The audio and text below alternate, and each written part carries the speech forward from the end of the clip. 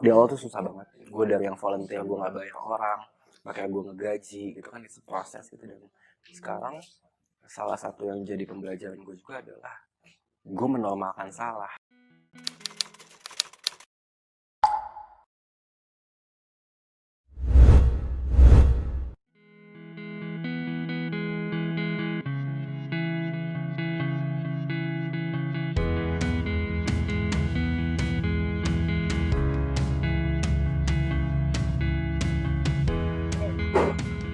Jelas lah, gue dari awal memang outputnya bisnis.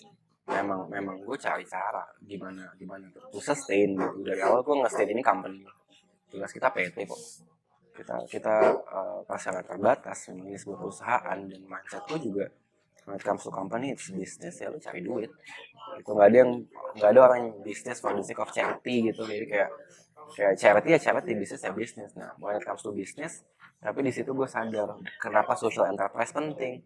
Karena gue gak hanya bisnis, I do think about the impact of my company gitu. Kayak company gue bisa ngasih impact apa sih ke masyarakat gitu. While for mungkin social enterprise heartnya juga bisa gue mikirin profit, gue juga harus mikirin impactnya, impact apa sih mau gue kasih gitu.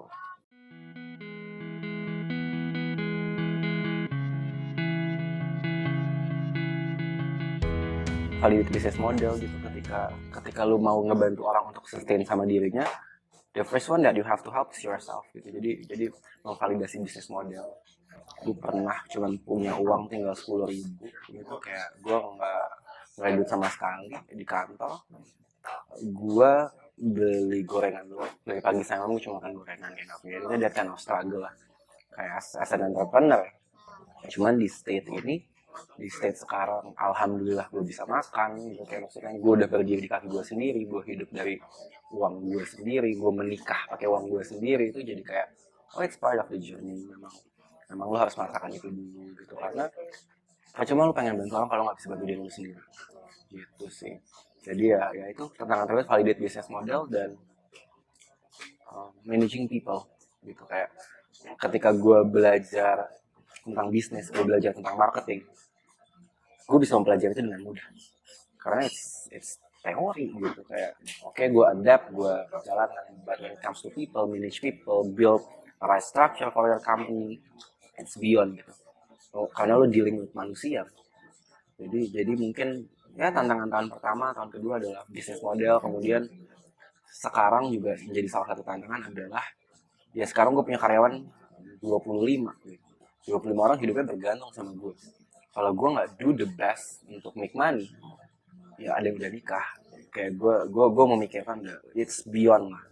Jadi ya ketika managing people juga dealing with people at the top of the company gitu, yang mungkin cukup sulit juga buat gue.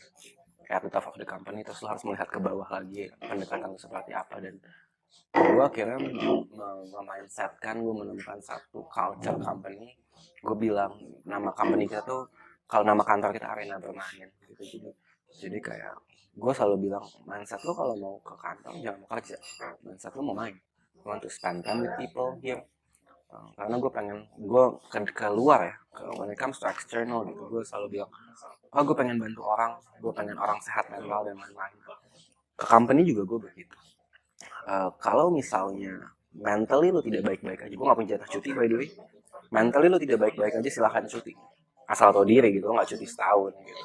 Jadi kayak memang karena coping mechanism orang when it comes to mental health beda. Jadi ya itu pun juga ketemu 2 tahun berjalan. Di awal tuh susah banget, gue dari yang volunteer gue gak bayar orang, makanya gue ngegaji gitu kan, itu proses gitu. Dan sekarang salah satu yang jadi pembelajaran gue juga adalah gue menormalkan salah. Jadi kalau salah gue gak marah, gue malah bilang misalnya kayak syuting gitu, kayak give some room for mistake. Ketika lo salah, there is room for improvement. Gitu, lo tahu lo harus salah di mana, benar di mana. Kalau salah, tapi yang selalu gue tekankan adalah asal jangan mengulang kesalahan yang sama. Gitu, dan jadi mindset yang gue tanam ke anak-anak gitu. Bikin salah lah untuk belajar. Dan gue gak pernah marah gitu, karena psychologically lo in a depressed moment lo kan nggak ada yang pernah tahu. Jadi ya pengen gue build adalah lo happy kerja sama gue kan gitu sih. 2 tahun berat managing people and validate business model.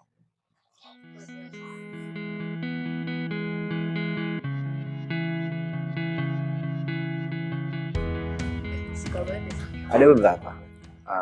Almarhum almarhum nyokap gue is really a hardworking woman. Kayak nyokap gue workaholic banget. Kayak ya nyokap gue meninggal umur gue 6 tahun dan she's my role model lah, gimana dia work really hard to get everything she want gitu. Dia kakak gue mapres UI, sangat berprestasi, hobinya tuh keliling dunia ikut lomba ya.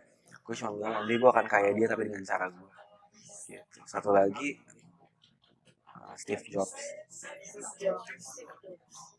Gak apa-apa, only the crazy one that can change the world aja.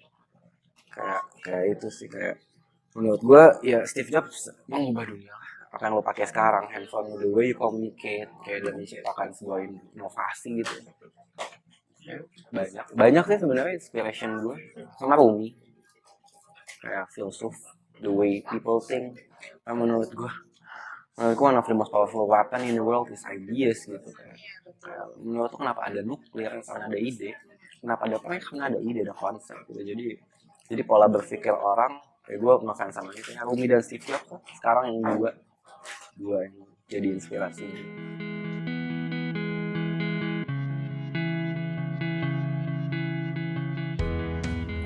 Apa namanya, ada beberapa kayak Steve Jobs tuh bilang let's put a ding in the universe.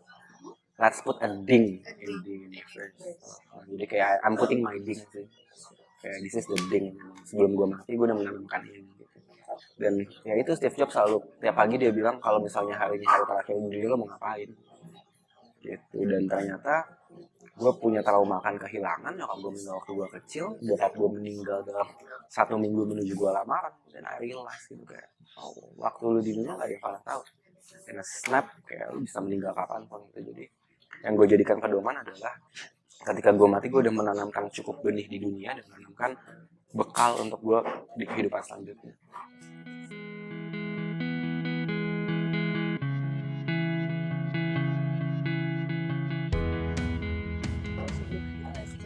Secara nggak langsung ya kalau misalnya Power Ranger by definition adalah I want to help people, iya gitu. Cuman mungkin when it comes to dream, I have a crazy story about dream. Jadi nyokap gue tuh dari gue umur 4 tahun lah selalu menanamkan I become what I think about, terus-terusan ditanamin ke gue gitu sampai pas nyokap gue meninggal kata-kata terakhirnya adalah Rangga percayalah I become what I think about, that's it. Umur gue 6 tahun. Gue nggak tahu, gue lupa nyokap gue soalnya kayak apa, gue nggak tahu dia pribadi yang seperti apa, tapi satu kata yang gue ingat I become what I think about. 21 tahun gue hidup ya I become what I think about. Kayak gue lu mah cuma bisa bikin susah keluarga, you are a burden in this family, lu tuh cuma beban aja, ngapain lu hidup gitu. It happens, gue masuk rumah sakit jiwa karena aku hidup gue berantakan. Then I change the mindset, kalau misalnya emang I become what I think about itu benar, kenapa gue gak mikir yang positif? When I think the positive, it happens gitu. Kayak gue pengen ikut lomba di luar negeri lewat menjadi manusia, it happens. Gue pengen ngomong di conference international, gue ngomong di TEDx gitu. Gue ngefans banget sama Najwa Shihab, gue pengen ngobrol langsung. Ya kita terpilih sebagai ambasadornya Google gitu. Jadi kayak it happens gitu. Sesimpel gue bilang gue pengen nih pacaran, gue ngomong ke Adam, gue pengen punya pacar putri Indonesia, calon istri gue sama putri Indonesia gitu. Jadi kayak I'm living in my dream to be honest right now gitu. Kayak gue bener-bener kayak gue hidup di mimpi gue gitu. Jadi kayak banyak when it comes to mimpi, banyak banget mimpi gue yang jadi nyata.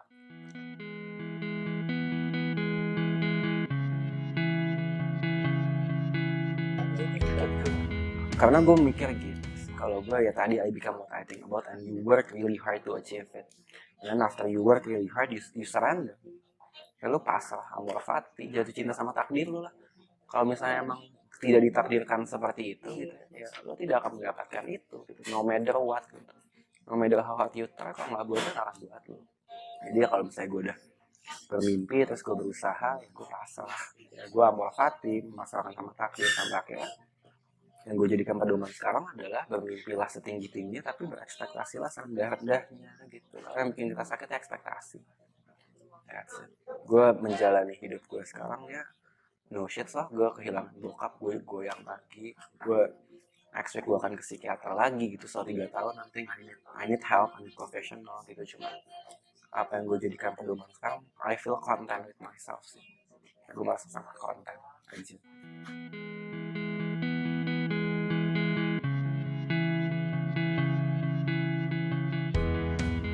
Paling you could live in a world that you design kalau lu mau work really hard on it gitu. Dan ya sebelum lu mau nolong orang, tolong diri lu sendiri dulu. Temukan, jangan langsung keluar, ke dalam dulu. Start with yourself gitu. Jadi ya nggak apa-apa kalau mau nolong orang. Gue nggak pernah anggap ada kita punya kompetitor gitu. Karena when it comes to social business there is no competitor, tapi ya aliansi aja gitu. Kayak ketika gue ada playing in the same field gitu ya, gue nganggap bukan kompetitor, tapi kayak ya kita berjuang sama-sama untuk membuat perubahan. Bukan kita berkompetisi, tapi kayak apa yang bisa kita kerjakan sama-sama untuk perubahan datang lebih baik lagi gitu sih. Dan Faina malu seriuso, udah itu yang jadi pegangan gue in every problem. Kayak surat Al-Insyirah ayat 5, di setiap kesulitan ada kemudahan, di setiap kesulitan ada kemudahan. Kalau apa yang gue tuh logika banget orang.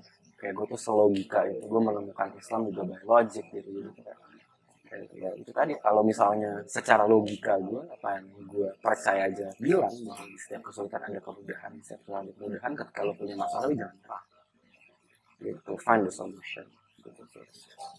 I've been through a lot in life, kehilangan nyokap di usia yang sangat kecil, nggak mudah gitu, mentally I'm not okay. Ketika semuanya udah baik-baik aja, hidup gue fine-fine, gue kehilangan bokap lagi. Jadi kayak gue selalu percaya sama ada kemudahan setelah itu sih kayak gitu. A lot of things that help me to become who I am right now adalah konsep ketuhanan. Ketika karena konsep kayak nggak ada yang bisa bilang kayak ini paling benar, itu paling benar, kayak itu kayak investment gitu. Kayak yang bisa bilang ya mana yang benar udah mati, dan ketika lo masih disini tidak bisa nge-state itu benar apa enggak.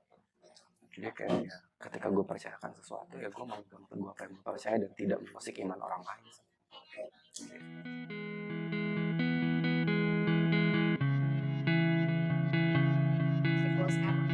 Ya, gue percaya in 5 years and 10 years from now, one of the most powerful weapon in the world is content. How content can change people gitu. Kayak semuanya udah serba digital sekarang. Gue lucky lah. I consider myself lucky. Gue main di industri ini 2 tahun yang lalu. Ketika marketnya udah siap. Sekarang ketika gue ngomongin mental health, orang akan menjadi manusia. Gue start di 2 tahun yang lalu. Gue beruntung gue mulai. Rasanya adalah the journey is not going to be easy. Lo akan terus nanya lagi kayak ini tuh bener nggak sih jalan yang gue pilih, ini tuh ada manfaatnya nggak sih, atau ini tuh ada duitnya nggak sih. Lo akan terus bertanya itu gitu. Tapi ketika lo bisa stick sama mission lo, go for it. Belief sih kuncinya, never limiting yourself belief. Kadang kita suka ngelimit belief kita, kayak gue nggak mungkin deh, nggak mungkin beneran. We send an energy aja sama ketika lo bilang nggak mungkin. Kayak views sempet jatuh, followers nggak nambah, nggak ada deals gitu.